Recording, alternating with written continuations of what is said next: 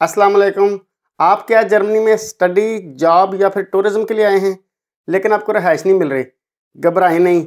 आज मैं आपको बताऊंगा कि जर्मनी में जल्दी और आसानी से अच्छा कमरा या फिर अपार्टमेंट कैसे हासिल किया जाए, जिनमें शामिल होंगे university hostels and student apartments, shared apartment यानी कि वोनगेमाइनशाफ्ट या फिर वेगे। इसके अलावा हैं जी इसमें शामिल प्राइवेट अपार्टमेंट्स। इसके अलावा मैं बताऊंगा कि हाउस ओनर्स को फर्स्ट कॉन्टैक्ट के लिए ईमेल किस तरीके से लिखी जाए जो कि इंतहाई इफेक्टिव भी हो। वीडियो को आप आखिर तक देखें क्योंकि मैं आपको इसके अंदर ऐसे टिप्स दूंगा जो आपका वक्त और पैसा बचाएंगे। सबसे पहले तो मैं आपको बताता चलूँ कि अकोमोडेशन की अहमियत क्या है जर्मनी में। जनाब, जर्मनी वालों का ब्यूरोक्रेसी सिस्टम इतना स्ट्रॉन्ग है कि बंदे को इधर उधर हिलने नहीं देता। आप जर्मनी में जिस मर्जी वीज़ा पर आएँ, मगर जब आपने यहाँ सिस्टम में लीगली काम करना है तो आपको आउसलैंडर बेहोर्डे से वीज़ा चेंज करवाना होता है, क्योंकि जो आपको आपके कंट्री से वीज़ा मिलता है वो सिर्फ 90 डेज़ का होता है। उसे तब्दील करवा के ही आप यहाँ के सिस्टम में काम या फिर स्टडी कर सकेंगे। तो वीज़ा चेंज करवाने के लिए आपको रात हाउस या फिर टाउन हॉल में रजिस्ट्रेशन दरकार होती है, और ये रजिस्ट्रेशन यानी मेल्डे स्टेटिकुंग आपको अकोमोडेशन के कॉन्ट्रैक्ट की बुनियाद पर ही मिलती है। अच्छा जी, जर्मनी में अकोमोडेशन के 3 मशहूर ऑप्शंस हैं। सबसे पहला है जी यूनिवर्सिटी हॉस्टल्स यानी कि स्टूडेंटन वोनहाइम। ये सबसे सस्ता ऑप्शन है जिसका किराया 250 यूरो से लेकर 450 यूरो महीना होता है, जो आपको उसी यूनिवर्सिटी के स्टूडेंटन वर्क्स की वेबसाइट पर जाकर अप्लाई करने से मिलता है। इसके बाद नंबर 2 शेयर्ड रूम या फिर वोनगेमाइनशाफ्ट या फिर वेगे। शेयर्ड अकोमोडेशन का जो किराया है वो 350 यूरो से लेकर 600 यूरो महीना होता है। इसमें होता क्या है कि एक ही फ्लैट या फिर बिल्डिंग के अंदर काफ़ी सारे कमरे होते हैं, जिसमें कमरा तो अपना अपना होता है मगर वाशरूम्स और किचन शेयर्ड होते हैं। बाज़ जगहों पर 4 या फिर 8 कमरों के लिए भी एक ही वाशरूम या फिर किचन शेयर्ड होता है। उसके बाद आ गया नंबर 3, वो है private apartment. Single room apartment की कीमत बड़े शहरों में 700 यूरो से भी अबाव होती है। ये तो नाम से भी ज़ाहिर है, जितनी ज़्यादा प्राइवेसी उतना ज़्यादा महंगा। जिद्दां सियाने कहते हैं कि जितना ज़्यादा गुड़ पाओगे उतना ही मिठा होना। और आप यहाँ पे ये बात भी जहन में रखिएगा कि प्राइवेट अपार्टमेंट्स के लिए जर्मन मालकान बहुत सारे डॉक्यूमेंट्स मांगते हैं। अब मैं आपको इन बयान करदा मुख्तलिफ किस्म की अकोमोडेशन का बता दूं कि इनको कहाँ कहाँ से आपने सर्च करना है। सबसे पहले आ जाए सस्ती और अच्छी अकोमोडेशन की तरफ, वो है यूनिवर्सिटी की डॉर्मेट्रीज या फिर शेयर्ड रूम्स यानी विगे। जैसे ही आपको पता चले कि मेरा इस यूनिवर्सिटी में एडमिशन हो रहा है, फ़ौरन अपने मुल्क में रहते हुए उस यूनिवर्सिटी की स्टूडेंट एंड वर्क्स की वेबसाइट पर जाएँ और वहाँ जाकर आप ऑनलाइन अप्लाई कर दें, ताकि आप यूनिवर्सिटी के वेटिंग लिस्ट पर चले जाएं, जिससे आपको जर्मनी आने के बाद जल्दी कमरा मिल जाएगा। यहाँ आकर आपको ज़्यादा इंतज़ार नहीं करना पड़ेगा, या फिर ये कि यहाँ पर आकर आपको प्राइवेट तौर पर एक्सपेंसिव अपार्टमेंट्स में रहने की ज़रूरत पेश नहीं आएगी। आप जब स्टूडेंट एंड वर्क्स की वेबसाइट पर जाएंगे, वहाँ यूनिवर्सिटी वालों ने अपार्टमेंट सर्च करने की टिप्स भी दी होती हैं जो आपको लाजमी स्टडी करनी चाहिए। और जनाब, ये बात भी आप ज़हन में रखें कि यूनिवर्सिटी के हॉस्टल में फर्स्ट कम और फर्स्ट सर्व के असूल पर कमरे मिलते हैं, लिहाजा आप जितना जल्दी हो रजिस्ट्रेशन करवा दें। इसके अलावा जो मैं अब बताने जा रहा हूँ, ये जर्मनी के लिए बेहतरीन प्लेटफॉर्म्स हैं, यहाँ से आप अपने प्राइवेट अपार्टमेंट सर्च कर सकते हैं। इससे पहले मैं इनके बारे में जनरल इन्फॉर्मेशन दे दूँ कि ईबे या फिर किसी भी वेबसाइट पर आप फिल्टर लगा लें कि कितने स्क्वायर मीटर का अपार्टमेंट चाहिए। नॉर्मली स्टूडेंट अपार्टमेंट एक बंदे के लिए 20 स्क्वायर मीटर से शुरू होता है, जिसमें आइनबाउ क्यूशे यानी किचन अंदर ही शामिल होता है। स्टूडियो अपार्टमेंट भी उसको कहते हैं। और वेबसाइट पर यह भी फिल्टर लगा लें कि किस इलाके में ढूंढना है, कितने स्क्वायर किलोमीटर की रेंज और कितने किराए की रेंज में ढूंढना है। ये फिल्टर्स बहुत ही ज़बरदस्त और हेल्पफुल साबित होते हैं। ये जनाब सारे प्लेटफॉर्म्स हैं रहाइश सर्च करने के लिए। इन पर आप अपना अकाउंट बनाकर सर्च कीजिएगा। वैसे भी जर्मनी आकर आपको बहुत सारी वेबसाइट्स पर अपने अकाउंट्स बनाने पड़ते हैं। अगर आपको शेयर्ड रूम चाहिए तो उसके लिए है जी ये वाली वेबसाइट wegegesucht.de। अगर आपको प्राइवेट फ्लैट्स चाहिए तो उसके लिए जी immobilienscout24.de। अगर वेगे या फिर फ्लैट्स इन दोनों में से कोई एक चाहिए तो इनके लिए बेहतरीन वेबसाइट है जी eBay-Kleinanzeigen.de। अगर आपको क्वालिटी वाली अकोमोडेशन चाहिए तो इसके लिए जी immowelt.de। उसके बाद जो इंटरनेशनल स्टूडेंट्स आते हैं जिनको जर्मन नहीं आती, उनके लिए housinganywhere.com ये वेबसाइट अच्छी है। अगर आपको जर्मनी के अंदर शॉर्ट टर्म स्टे चाहिए, जैसे आप टूरिस्ट वीज़े पे आए या फिर विजिट वीज़े पे आए, तो आप फिर ये वाली वेबसाइट ट्राई करें uniplaces.com। फिर इन प्लेटफॉर्म्स के अलावा मैं कुछ मज़ीद टिप्स भी आपको देता हूँ। वो ये कि यूनिवर्सिटी के आसपास या फिर जिस शहर में आपकी जॉब है, वहाँ के करीबी गांव में आप रहाइश ढूंढें। जर्मनी के गांव में भी सारी सहूलतें मौजूद होती हैं, जैसे सुपर मार्केट वगैरह। हाँ, रश कम होता है मगर सुकून बहुत ज़्यादा होता है। और रहाइश भी सस्ती मिल जाती है। हाँ, अगर आपका शहर की ज़िंदगी एंजॉय करने का मूड हो तो गांव में रहते हुए भी बंदा वीकेंड पर करीबी शहर जाकर एंजॉय कर सकता है, अगर बहुत ज़्यादा भी दिल चाहे। उसके बाद जनाब एयरबीएनबी या कोई और होटल, अगर आप टूरिस्ट, जॉब या स्टूडेंट वीज़ा पर आ रहे हैं और आपको इब्तदाई दिनों में रहाइश नहीं मिल रही, तो फिर ये एक अच्छी ऑप्शन हो सकती है। इसके अलावा आपको रहाइश का कहाँ से पता चल सकता है, ये सारी इन्फॉर्मेशन भी आपके लिए बहुत ज़रूरी है।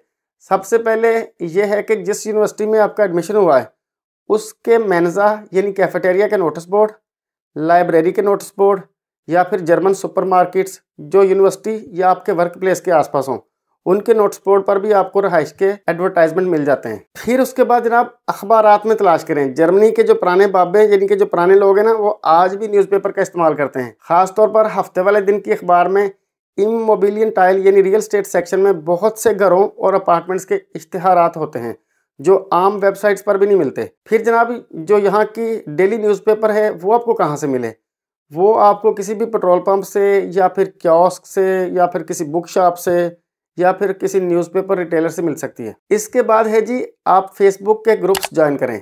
अगर आप पाकिस्तान या किसी भी मुल्क से आ रहे हैं तो फेसबुक के ग्रुप्स आप ज्वाइन करें, ख़ास तौर पर उस इलाके के जहां आपका एडमिशन हुआ है। इससे एक तो आप अपनी कम्युनिटी से जुड़ जाते हैं, दूसरा आपको मज़ीद रहाइश सर्च करने की ऑप्शंस भी मिल जाती हैं। बाज़ बात ये भी होता है कि आपके वर्क प्लेस पर आपको किसी कोलीग या फिर यूनिवर्सिटी में अपने किसी क्लास फेलो के जरिए भी रहाइश का पता चल जाता है। रहाइश मिलने का वो भी एक तरीका है कि उसमें आपका कोलीग या आपका क्लास फेलो कहता है कि जनाब हमारे पास एक विगे यानी कि शेयर्ड अपार्टमेंट है, उसमें एक कमरा खाली है, आप हमारे साथ रह सकते हैं। ये भी एक ऑप्शन है। ये बातें तो हो गई अकोमोडेशन फाइंड करने के लिए। और अब आप सबके लिए बहुत अहम मैसेज या फिर अवेयरनेस है, गौर से सुनिएगा। जर्मनी के अंदर ना कुछ सालों से किराए बहुत बढ़ चुके हैं, ख़ास तौर पर अपॉर्चुनिटी कार्ड के लॉन्च होने के बाद, क्योंकि लोग बहुत ज़्यादा तादाद में आए हैं जर्मनी में, जिसकी वजह से एक तो प्राइवेट रहाइश काफ़ी मुश्किल से मिल रही है और दूसरा अगर मिल भी रही है तो वो बड़ी महंगी मिल रही है। मगर ये मसला भी बहुत जल्दी जर्मनों ने हल कर लेना है रहाइशें बनाकर। आपको इस बात का अंदाज़ा होगा कि जर्मनी के बड़े शहरों में तो अकोमोडेशन जैसे ही अनाउंस होती है साथ ही फिल हो जाती है और वहाँ पर तो कुछ ज़्यादा ही महंगी होती हैं। तलबा इतना बजट क्योंकि अफोर्ड नहीं कर सकते। इस बयान करदा गैप को पूरा करने के लिए कुछ लोगों ने ऑप्शन छोड़ी होती हैं कि मैं आपको जी रजिस्ट्रेशन यानी अनमेल्डिंग दे देता हूँ, आप मुझे महीने का 100 या 200 यूरो दे दिया करना, जिसको लेकर आप रात हाउस में रजिस्ट्रेशन करवा के अपना वीज़ा चेंज करवा लेते हैं। और इसके बाद फिर आप रहते कहाँ हैं, आप इलीगल वे से किसी लीगल रहाइश वाले स्टूडेंट के साथ रहने लग जाते हैं। उस स्टूडेंट का और आपका ये लालच होता है कि हमारा किराया कम हो जाए, क्योंकि आप दोनों का किराया आधा आधा हो जाता है। अब अगर पहले बंदे ने आपकी अनमेल्डिंग ख़त्म करवा दी रात हाउस से जाके, तो भी आप सड़क पे आ जाएंगे इलीगल होने की वजह से।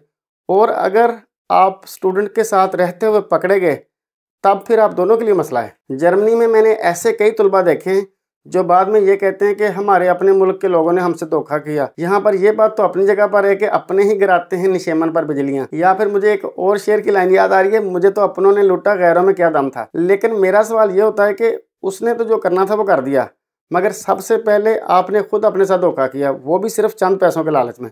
वैसे भी सियाने कहते हैं कि जब तक लालची लोग दुनिया में मौजूद है ना, तब तक फ्रॉडिया लोग जो है ना वो भूखे नहीं मर सकते।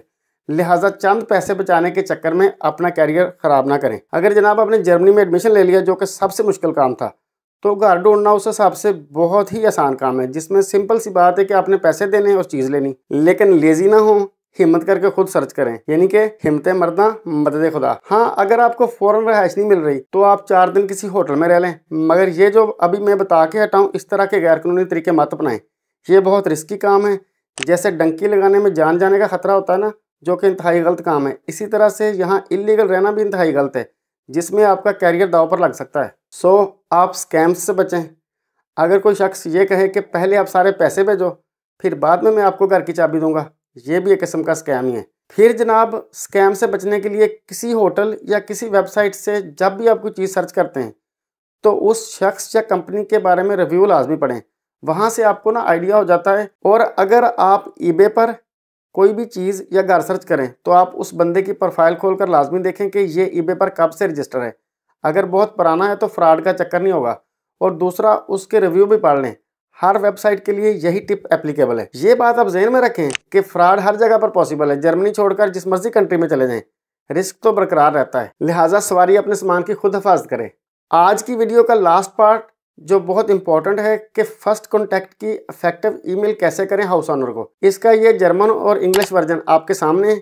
अगर आप चाहते हैं कि इसको मैं इस वीडियो की डिस्क्रिप्शन में रख दूं तो मुझे आप कमेंट सेक्शन में बताइएगा। ये जो ईमेल आपके सामने, ये हर पर्पज़ के लिए, चाहे आप जॉब वीज़े पे आओ या स्टडी या फिर हाउस बिल्डिंग के लिए आओ, बस आपने इस ब्रैकेट्स वाले पार्ट में अपने हिसाब से तब्दीली कर लेनी है और ब्रैकेट्स को रिमूव कर देना है। जर्मनी में ना फॉर्मेलिटीज़ नहीं चलती जिस तरीके से यूके में चलती हैं सर या मैडम। यहाँ आप सिर्फ मिस्टर या मिसेस की फॉर्मेलिटी यूज़ करते हैं, यानी कि उस बंदे का लास्ट नेम लिखते हैं। अगर मेल है तो हर लिख देते हैं उससे पहले, यानी कि मिस्टर, उसके बाद लास्ट नेम। अगर फीमेल है तो फ्राउ लिख देते हैं, उसके बाद उसका लास्ट नेम। फिर जर्मनी में ना हर काम अपॉइंटमेंट बनाकर होता है, चाहे आपने नाई से बाल ही क्यों ना कटवाने हो।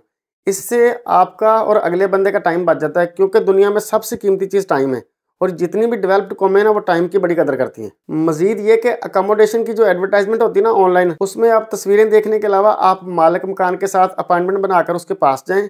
जिस रूम या घर में आपने रहना है उसको कॉन्ट्रैक्ट करने से पहले लाजमी विजिट करें। फिर हाउस ऑनर से उस विजिट के दौरान आप सवाल भी पूछें। अच्छा जनाब, मैं यहाँ पर आपको एक टिप देता जाऊँ कि आपने ईमेल सुबह 7 बजे या रात 10 बजे भेजनी है, ताकि हाउस ऑनर का फौरन ध्यान जाए। यही वो टाइम होता है जब लोग ईमेल पढ़ते हैं, यानी सुबह जॉब पर जाने से पहले और रात को सोने से पहले। ये सिर्फ टिप ही दी है मैंने इसको, लेकिन सीरियस ना लेना, क्योंकि ये कोई हार्ड एंड फास्ट रूल नहीं है। आप वैसे ईमेल जिस मर्जी टाइम पर भी कर लेना तो भी चलेगा। अच्छा जनाब, उसके बाद है जी your most commonly asked question. वो क्या है जी, क्या मैं जर्मनी आने से पहले भी एकोमोडेशन ले सकता हूँ? जी जनाब, ज़रूर ले सकते हैं आप रिजर्व भी करवा सकते हैं और कंट्रैक्ट भी कर सकते हैं, जैसे मैंने आपको इस वीडियो के अंदर भी बताया है। हाँ, एक बात का ख्याल रहे कि जर्मनी के अंदर ना कागज़ की बहुत वर्थ है।